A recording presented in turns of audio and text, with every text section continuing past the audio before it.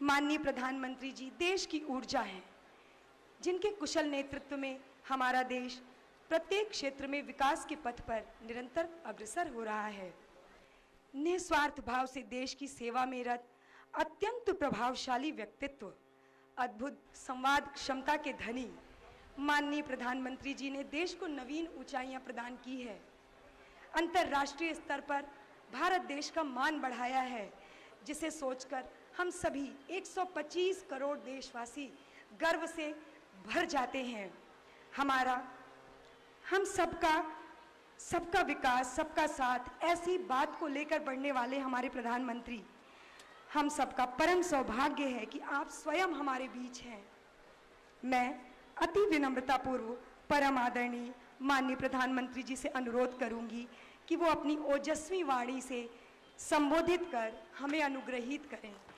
हमारे बीच स्वयं प्रधानमंत्री माननीय श्री नरेंद्र मोदी।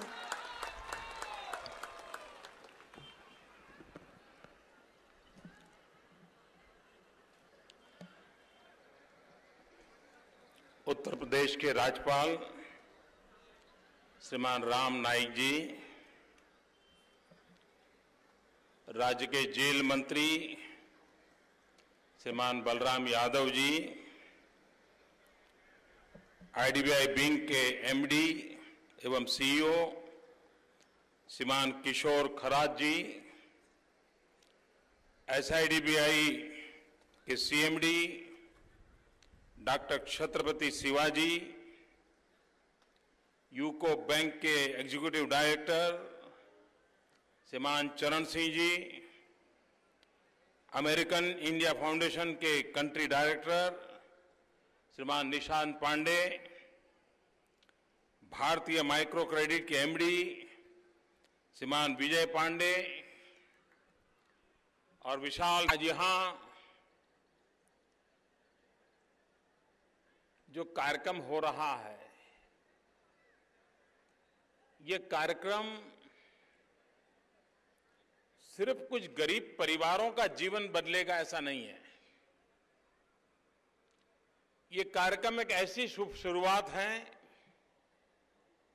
जो काशी के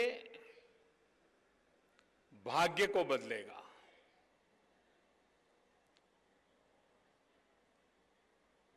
यहां के गरीब के जीवन में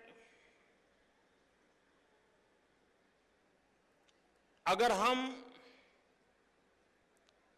थोड़ा सा आवश्यक बदलाव ला लें, समय के आधारित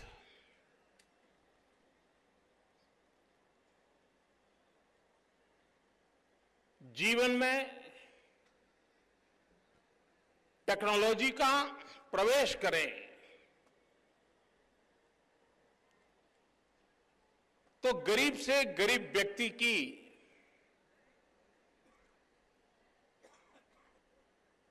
पहले जितना परिश्रम करके कमाता था, उससे भी थोड़ा कम परिश्रम करके वो ज्यादा कमा सकता है। आज यहां उस प्रकार की सुविधाएं दी जा रही है जिसमें बैंक का सहयोग है, अमेरिकन फाउंडेशन का सहयोग है, भारत सरकार बहुत बड़ी मात्रा में इन चीजों को प्रमोट कर रही है और गरीब को सबसे पहला प्रयास है कि वो आत्मनिर्भर कैसे बने। हम करीब करीब पिछले 40-50 साल से गरीबी हटाओ इस बात को सुनते आए हैं।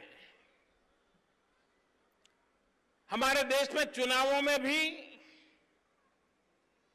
गरीबों का कल्याण करने वाले भाषण लगातार सुनने को मिलते हैं। हमारे यहां राजनीति करते समय कुछ भी करते हो, लेकिन सुबह शाम गरीबों की माला जपते रहना, ये एक परंपरा बन गई है। इस परंपरा से अब जरा बाहर आने की जरूरत है, और बाहर आने का मतलब है कि क्या हम प्रत्यक्ष रूप से गरीबों को साथ लेकर के गरीबी से मुक्ति का अभियान चला सकते हैं क्या? अब तक जितने प्रयोग हुए हैं उन प्रयोगों से जितनी मात्रा में परिणाम चाहिए था वो देश को मिला नहीं है। गरीब की जिंदगी में भी जिस तेजी से बदलाव आना चाहिए वो बदलाव हम ला नहीं पाए हैं। मैं किसी सरकार को दोष देना नहीं चाहता हूं, किसी दल को दोष देना नहीं चाहता हूं, लेकिन कुछ अच्छा करने की दिशा में एक नए सिरे से गरीबों के कल्याण के लिए मूलभूत बातों पर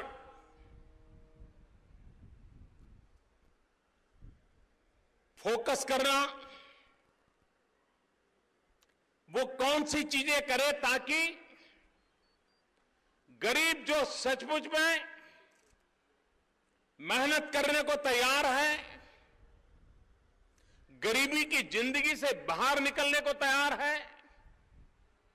आप किसी भी गरीब को पूछ लीजिए, उसे पूछिए कि भाई क्या आप अपने संतानों को ऐसी ही गरीबी वाली जिंदगी जिए ऐसा चाहते हो कि अच्छी जिंदगी जिए ऐसा चाहते हो? गरीब से गरीब व्यक्ति भी ये कहेगा कि मैं मेरे संतानों को विरासत में ऐसी गरीबी देना नहीं चाहता हूं, मैं उसे एक ऐसी जिंदगी देना चाहता हूं कि जिसके कारण वो अपने कदमों पर खड़ा रहे, सम्मान से जीना शुरू करें और अपनी जिंदगी के गौरव पर बताएं। ऐसा हर गरीब मां बाप की इच्छा होती है। उसको वो पूरा कैसे करें? आज कभी हालत ऐसी होती है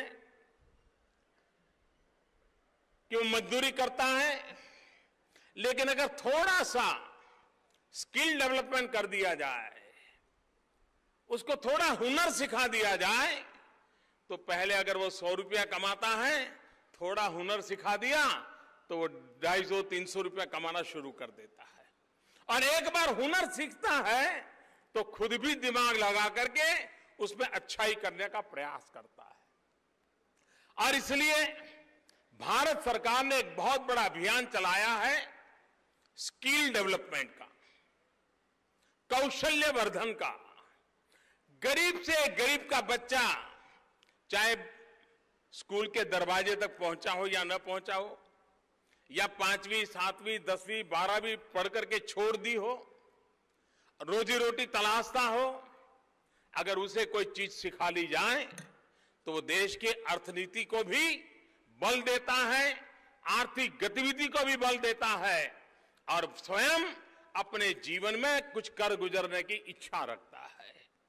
और इसलिए छोटी छोटी चीजें ये कैसे डेवलप कर रहे हैं, उस दिशा में हमारा प्रयास है। आज मैं यहां ये सब ई रिक्शा वाले भाइयों से मिला, मैंने उनको पूछा क्या करोगे, चला पाओगे क्या? दूंगा, और काशी की गलियां तो छोटी हैं तो वैसे भी मुझे संभाल के चलना है, उसकी ये ट्रेनिंग हुई है। काशी में दुनिया भर के लोग आते हैं।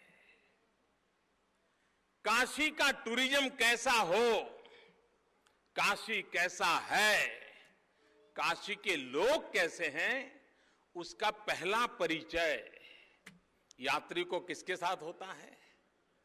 रिक्शा वाले के साथ होता है। वो उसके साथ किस प्रकार से व्यवहार करता है, वो उसके प्रति किस प्रकार का भाव रखता है, उसी से उसकी मन में छवि बनती है, अरे भाई ये तो शहर बहुत अच्छा है, यहां के रिक्शा वाले भी इतने प्यार से हमारी चिंता करते हैं, वहीं से शुरू होता है। और इसलिए यहां जो टूरिस्टों के लिए स्पेशल रिक्शा का जो सुशोभन किया गया है, कुछ व्यवस्थाएं विकसित की गई हैं। मैं उनसे पूछ रहा था, मैंने कहा आप गाइड के नाते मुझे सब चीजें बता सकते हो? बोले हाँ बता सकता हूं, मैं हर चीज बता सकता हूं रिक्शा चलाते चलाते। और बोले मुझे विश्वास है कि मेरे रिक्शा में जो बैठेगा उसको ये संतोष होगा कि कहां से उसको देखने को सहज मिल जाएगा। चीजें छोटी छोटी होती है लेकिन वे बहुत बड़ा बदलाव लाती है। आज चाहे पैडल रिक्शा को आधुनिक कैसे किया जाए, पैडल रिक्शा से ई रिक्शा की और शिफ्टिंग कैसे किया जाए, यात्रियों की सुविधाओं को कैसे स्थान दिया जाए, बदलते हुए युग में एनवायरमेंट फ्रेंडली टेक्नोलॉजी का कैसे उपयोग किया जाए, इन सारी बातों का इसके अंदर जोड़ है। और सबसे बड़ी बात है उनके परिवार की। आज इसमें जो लोग सिलेक्ट किए गए हैं वो लोग हैं जिनकी खुद की कभी रिक्शा नहीं थी। वो बेचारे किराए पर रिक्शा लेकर के दिन भर मजदूरी करते थे। 50 रुपया 60 रुपया उस रिक्शा मालिक को उनको देना पड़ता था। बचा खुचा घर जाकर के ले जाता था, बच्चों के लिए डबल रोटी साथ ले जाता था, उसी से रात का गुजारा हो जाता था। इस प्रयोग का सबसे बड़ा लाभ उन गरीब रिक्शा वालों को है कि अब उनको वो जो ऊंचे ब्याज से पैसे देने पड़ते थे उससे अब मुक्ति हो गई। अब वो जो पैसे होंगे वो बैंक के बहुत ही कम रेट से पैसा जमा करेगा और कोई साल के अंदर, कोई 2 साल में इस रिक्शा का मालिक हो जाएगा। जब उसे पता है, इसका मतलब ये हुआ कि उसकी ये बचत होने वाली है। ये पैसे उसके किसी और की जेब में नहीं जाने वाले, खुद की जेब में जाने वाले हैं, ताकि वो 1 साल 2 साल के बाद इसका मालिक बन जाने वाला है। और मुझे विश्वास है कि इस प्रकार की व्यवस्था के कारण आने वाले दिनों में ये जितने परिवार हैं उनको फिर गरीबी की हालत में रहने की नौबत नहीं आएगी, वो आगे बढ़ेंगे। मैंने उनसे पूछा कि बच्चों को पढ़ाओगे क्या? बोले साहब अब तक तो कभी कभी मन में रहता था कि कितना पढ़ाऊं, कहां से पैसा लाऊं, लेकिन ये जो आपने व्यवस्था की है, अब मैं आपको विश्वास दिलाता हूं मैं बच्चों को पढ़ाऊंगा। मेरी बात तो 5-6 लोगों के साथ हुई है, लेकिन यहां जिन लोगों को आज रिक्शा मिल रही है उन सबसे मेरा आग्रह है, कितनी ही तकलीफ क्यों न हो, मेरे प्रति नाराजगी व्यक्त करनी है तो जरूर करना, आपको हक है, लेकिन बच्चों को पढ़ाई से कभी खारिज मत करना, बच्चों की पढ़ाई को प्राथमिकता देना। गरीबी के खिलाफ लड़ाई लड़ने का सबसे बड़ा औजार और सस्ते से सस्ता औजार कोई है तो अपने संतानों को शिक्षा। अगर हम अपने बच्चों को शिक्षा देंगे तो दुनिया की कोई ताकत नहीं है जो हमें गरीब रहने के लिए मजबूर कर दे। देखते ही देखते स्थिति बदलना शुरू हो जाएगा। और इसलिए मैं आग्रह करूंगा कि ये जो नई सुविधाएं जिन जिन परिवारों को मिल रही हैं, वे अपने बच्चों को पढ़ाने के विषय में कोई कॉम्प्रोमाइज न करें, अपने बच्चों को जरूर पढ़ाएं। आज मुझे एक परिवार से मिलना हुआ, वो बहन चौराहे पर दरी बिछा करके सब्जी वगैरह बेचती रहती थी। आज उसको एक ठेला मिल गया है। मैंने उसको पूछा क्या फर्क पड़ेगा? बोले जी पहले तो मैं जहां बैठती थी कोई आया तो माल लेके जाता था, अब मैं अलग अलग इलाकों में जाऊंगी, अपना समय पत्रक बना दूंगी कि इस इलाके में सुबह 9 बजे जाना है, इस इलाके में सुबह 10 बजे जाना है, इस इलाके में 11 बजे जाना, तो लोगों को भी पता रहेगा कि मैं कितने बजे वहां माल अपना लेकर के जाऊंगी, तो वो जरूर उस समय पर मेरा माल ले लेंगे। अब देखिए अनपढ़ महिला, लेकिन उसे मालूम है कि मैं ऐसा टाइम टेबल बनाऊंगी कि इस इलाके में 9 बजे जाती हूं तो हर रोज 9 बजे वहां पहुंच जाऊंगी, इस इलाके में दोपहर को 12 बजे पहुंचती हूं मतलब 12 बजे पहुंच जाऊंगी। यानी उसको बिजनेस का परफेक्ट मैनेजमेंट मालूम है। ठेला चलाते चलाते भी अपनी जिंदगी बदली जा सकती है, इसका विश्वास उसके अंदर आया है। ये छोटी छोटी चीजें हैं जिसके द्वारा हम एक बहुत बड़ा बदलाव लाने को कोशिश कर रहे हैं। अभी प्रधानमंत्री जनधन खाते खोलने का जो अभियान चलाया, हमारे देश में सालों से कहा जाता था कि गरीबों के लिए बैंकों का राष्ट्रीयकरण किया गया है, लेकिन बैंकों के राष्ट्रीयकरण के 40-50 साल के बाद भी बैंक के दरवाजे पर कभी कोई गरीब दिखाई नहीं दिया था और इस देश में कभी उसकी चर्चा भी नहीं थी। इस देश में ऐसा क्यों, ये सवाल इस देश के किसी बुद्धिमान व्यक्ति ने किसी राजनेता को नहीं पूछा, किसी सरकार को नहीं पूछा, 50 साल में नहीं पूछा। टेकन फॉर ग्रांटेड था। हमने आकर के बीड़ा उठाया कि बैंकों के दरवाजे पर मेरा गरीब होगा, बैंकों के अंदर मेरा गरीब होगा, ये बैंक गरीबों के लिए होगी। बड़ा अभियान उठाया। मैंने 15 अगस्त को घोषणा की थी, 26 जनवरी तक पूरा करने का संकल्प लिया था और सभी बैंकों ने जी जान से मेरे साथ जुड़ गए, कंधे से कंधा जुड़ गए और आज देश में करीब 18 करोड़ से ज्यादा बैंक के खाते गरीबों के खुल गए। हिंदुस्तान में कुल परिवारों में जितने बाकी थे करीब करीब सारे आ गए और हमने तो कहा था कि हम गरीबों का अकाउंट कोई भी प्रकार का पैसा लिए लेकर के नहीं खोलेंगे, बिना पैसे।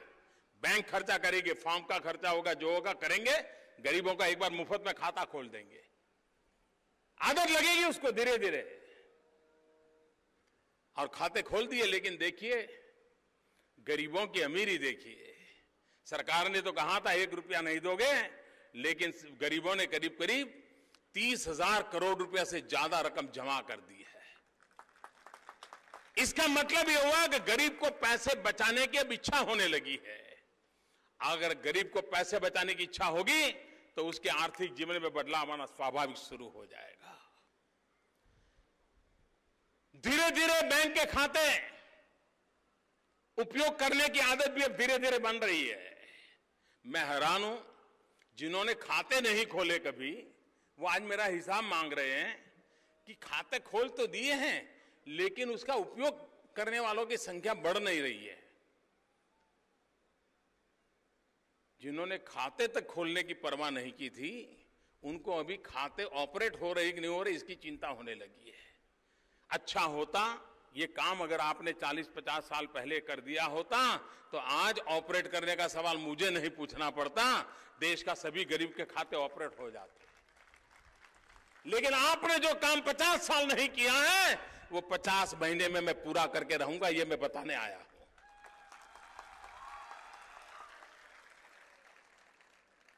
गरीब का भला कैसे हो। अभी काशी के अंदर रक्षाबंधन को सुरक्षा बंधन बनाने का बड़ा अभियान चला और मैं काशी की माताओं बहनों का विशेष रूप से सार्वजनिक रूप से आभार व्यक्त करता हूं कि इस रक्षाबंधन के पर्व पर मुझे इतनी राखियां मिली हैं बनारस से, इतने आशीर्वाद मिले हैं माताओं बहनों के। मैं सर झुकाकर उन सभी माताओं बहनों को नमन करता हूं। आपने जो मेरे प्रति सद्भाव व्यक्त किया है, मेरी रक्षा की चिंता की है और सुरक्षा का बंधन की जो बात कही है, मैं उसके लिए काशी की सभी माताओं बहनों का हृदय से बहुत आभार व्यक्त करता हूं। मैं इन सभी महानुभावों का भी आभार व्यक्त करता हूं कि इस योजना में हमारे साथ वे पार्टनर बने हैं और एक मॉडल के रूप में एक काम आने वाले दिनों में विकसित होगा। अब आप धीरे धीरे देखिए काशी के अंदर एक नया, और इसके कारण गति आने वाली है। इन चीजों के कारण गति आने वाली है। इन चीजों के कारण शहर की एक नई पहचान बनने वाली है। इन चीजों के कारण सामान्य मानवी के जीवन में सुविधा का अंश शुरू होने वाला है। ऐसी इस योजना के निमित्त मैं आज इन सभी बंधुओं को जिन्हें आज साधन मिल रहे हैं, मेरी तरफ से बहुत बहुत शुभकामनाएं देता हूं और काशी की आर्थिक प्रगति में गरीब से गरीब व्यक्ति की ताकत काम में आए, उस दिशा के प्रयत्नों में हमें सफलता मिले, यही भोलेनाथ हम पर आशीर्वाद बरसाएं। इसी एक अपेक्षा के साथ आप सबका बहुत बहुत धन्यवाद।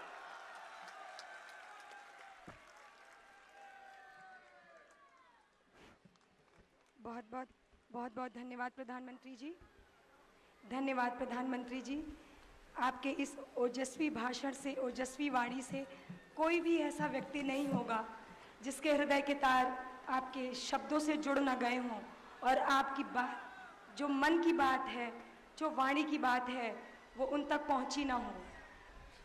आपके हर एक शब्द, आपकी हर एक सोच, छोटी से छोटी बातों पर आपके ध्यान देने का तरीका, ये निश्चय ही हम सबको बहुत आकर्षित करता है।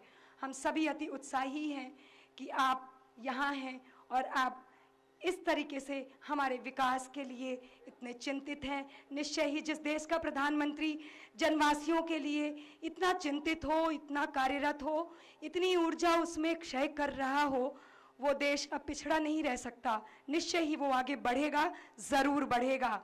मैं प्रधानमंत्री जी से अनुरोध करूंगी कि हमारे इन रिक्शा भाइयों को हरी झंडी दिखलाकर एक नए बदलाव के लिए, जीवन में आगे बढ़ने के लिए एक रास्ता दिखाएं। हमारे प्रधानमंत्री जी हरी झंडी दिखलाते हुए हमारे रिक्शा भाइयों को आप सभी से अनुरोध है कि तालियों से स्वागत करें। प्रधानमंत्री जी की हरी झंडी दिखाना ही इनके लिए एक बहुत बड़ी प्रेरणा है, उत्साह का कारक है। निश्चय ही ये क्षण भी उनके लिए अविस्मरणीय होगा। स्वयं हम सब के लिए भी ये एक याद है और अविस्मरणीय ही है। हमारे प्रधानमंत्री जी की हरी झंडी के साथ ही एक नए बदलाव के जीवन में प्रवेश करते हुए हमारे रिक्शा, ट्रॉली, पैदल रिक्शा के भाई आगे बढ़ रहे हैं। बहुत बहुत धन्यवाद प्रधानमंत्री जी। अब ये रिक्शे इस पंडाल से निकलकर सीधे सड़क की ओर रवाना होंगे और जैसा कि प्रधानमंत्री जी कहते हैं कि उन्हें गति पसंद है, तो वो ये अपनी गति यहाँ रुककर नहीं बल्कि सीधे मार्ग में जनता के बीच जाकर अपने आत्मविश्वास के साथ सारे नियम कानूनों का पालन करते हुए नए विकास की दौड़ में शामिल होने निकल पड़े हैं। हमारे प्रधानमंत्री की प्रेरणा से हमारे इस कार्यक्रम में आज 101 ई रिक्शा और 501 साइकिल रिक्शे का भी वितरण किया जाना सुरक्षित है। आप सभी अतिथियों को पुनः बताना चाहती हूँ कि माननीय प्रधानमंत्री जी के साथ हमारे उत्तर प्रदेश के राज्यपाल श्री राम नाईक जी भी हमारे मंच पर है। हम हृदय से आभार व्यक्त करते हैं प्रधानमंत्री जी का कि उन्होंने अत्यंत व्यस्ततम कार्यक्रम से समय निकालकर इस कार्यक्रम को ऐतिहासिक बना दिया। हम धन्यवाद करते हैं समस्त अतिथियों का जो यहाँ पर आए और कार्यक्रम को एक स्तर प्रदान किया। प्रधानमंत्री जी हमारे लिए निश्चय ही प्रेरणा स्रोत रहे हैं, युवाओं की प्रेरणा स्रोत। प्रधानमंत्री जी हमारे बीच से अब रवाना होने के लिए तैयार हैं, वो अपने अगले कार्यक्रम के लिए जाएंगे, पर हम सभी आयोजक बीएमसी की ओर से, अमेरिकन इंडिया फाउंडेशन की ओर से, सिडबी, आईबीएम, सिडबी, तमाम बैंक की ओर से हम माननीय प्रधानमंत्री जी का आभार व्यक्त करते हैं। राज्यपाल महोदय जी का, मंत्री महोदय जी का आभार व्यक्त करते हैं कि वो यहाँ पर आए और अपने व्यस्ततम कार्यक्रम से सूक्ष्म समय निकालकर हमें अनुग्रहित किया, हमें एक दिशा दी, हमें एक ऊर्जा दी। उन्होंने बताया कि गरीबों के कल्याण के लिए मूलभूत बातों पर ध्यान देना अति आवश्यक है। स्वावलंबी बनना है तो हुनरमंद बनो, आत्मनिर्भर बनना है, आर्थिक गतिविधियों में शामिल हो। और जैसा कि वाराणसी तो पर्यटन के लिए है ही विशेष, तो पर्यटन को भी हमें बढ़ाना है। हम उम्मीद करते हैं कि प्रधानमंत्री जी ने जो भी बातें यहाँ आकर कही है, हम सभी जनवासी उनकी सोच को साकार रूप देने की कोशिश करेंगे, मूर्त रूप में लाने का प्रयास करेंगे और 100% उनकी